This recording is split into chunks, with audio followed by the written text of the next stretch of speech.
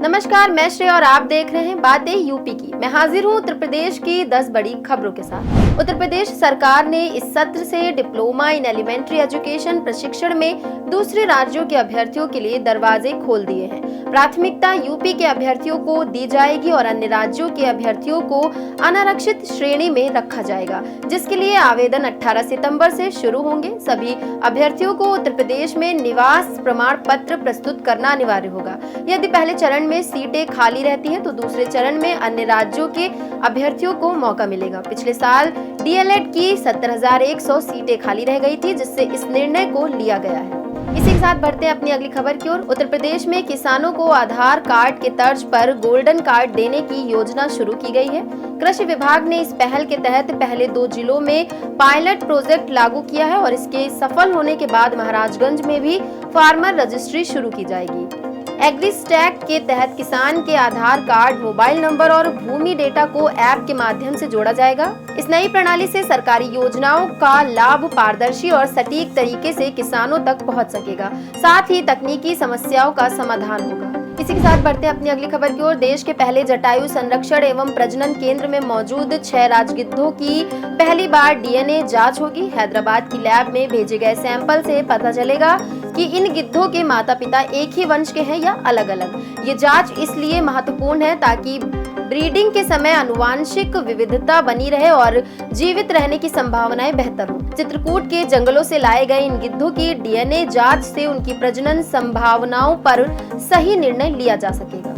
इसी के साथ बढ़ते हैं अपनी अगली खबर की ओर। उत्तर प्रदेश में प्रतियोगी परीक्षाओं की तैयारी के लिए अभ्युदय पोर्टल पर अब अधिक अध्ययन सामग्री उपलब्ध होगी। इस ई लर्निंग प्लेटफॉर्म को अपडेट करते हुए वीडियो क्लासेस की संख्या बढ़ाई जाएगी। मुख्यमंत्री अभ्युदय योजना के तहत ये पोर्टल 2021 से संचालित हो रहा है और अब तक प्रदेश के 75 जिलों में प्रशिक्षण केंद्र स्थापित किए जा चुके हैं। वर्तमान में लगभग 27,000 छात्र इस योजना से जुड़े हैं।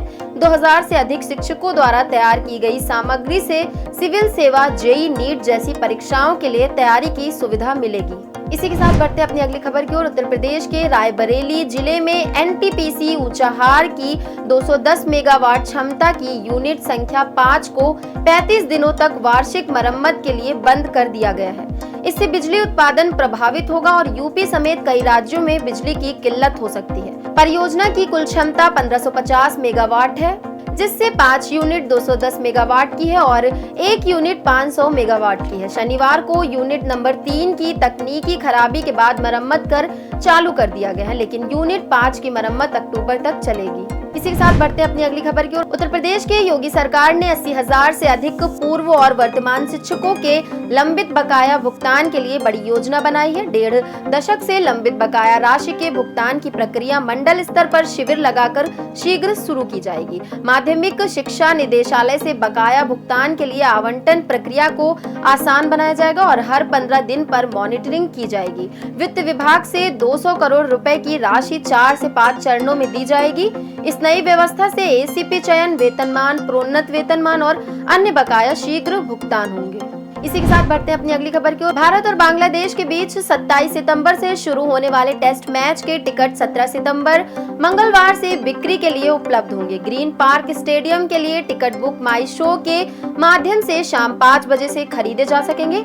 सभी दिन के टिकट की कीमत 700 से 8,000 रुपए तक होगी, जबकि एक दिन की टिकट 200 से 2,000 रुपए के बीच मिलेंगे। टिकट बिक्री के साथ साथ स्टेडियम और शहर में काउंटर टिकट भी उपलब्ध कराए जाने पर विचार किया जा रहा है। कम कीमत वाली टिकट में कोई वृद्धि नहीं की गई है। बढ़ते हैं अपनी अगली खबर की ओर। उत्तर प्रदेश पावर कॉर्पोरेशन ने बिजली उपभोक्ताओं की शिकायतों के त्वरित समाधान के लिए इंजीनियरों को उनके भौगोलिक कार्यक्षेत्र में ही निवास करने का आदेश जारी किया है।